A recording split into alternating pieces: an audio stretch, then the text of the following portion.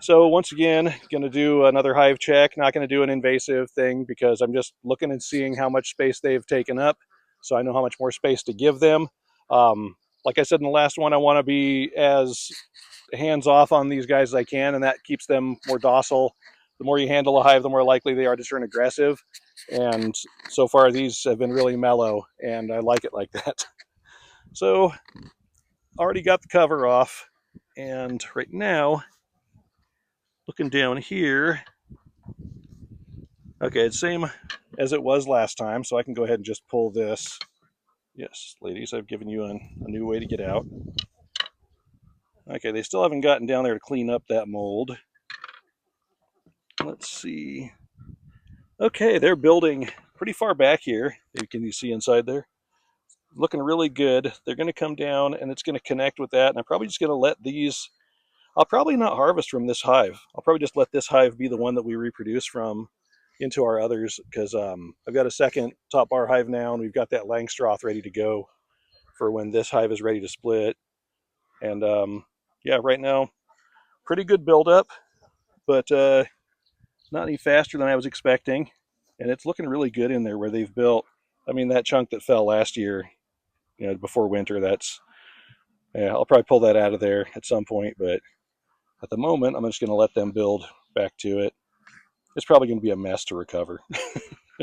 But that's just how I ADH do it.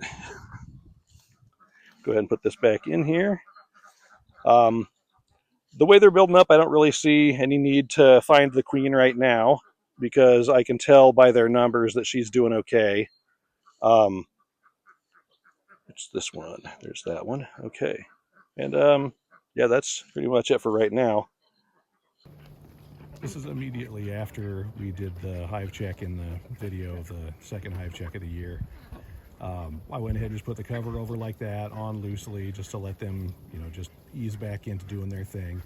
And I'll put the lid back on and close it all up in a little while.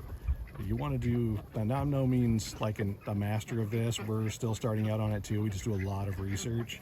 So if you hear differently from people who have more experience, then just by all means listen to them first. Go with subject matter experts.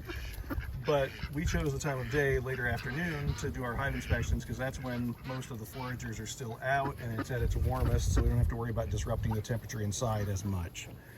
And so that's why we do our inspections at the time when we do. And also we have them right here underneath of our cherry trees so that they get the dappled shade from that. And as you can see, there's probably plenty of them already up in the blossoms. A few here and there. The blossoms are still kind of new, so they probably haven't another full pollen on them yet. They also tend to go a couple miles out from the hive rather than their food right next to it. I'm not really sure why. I think it's like, oh, let's go get food further away because we know this is here. At least that's what I read. They probably work their way back inward. Yeah, that would make sense. I have to do more research on that, but I've been focusing on just keeping them alive through the winter. And we were very happy that we were able to do that. Yeah, we just left, I don't know if we already mentioned this because I wasn't paying attention, but we don't have the lid back on, it's over here. And the reason that is we just didn't want to upset them. We're trying to not use smoke or anything. We will use sugar water because then they'll just clean themselves, but we're trying not to upset them to make them aggressive. So we're just letting them calm down since that was kind of invasive, and then we'll put the lid on after they calm down in a little while.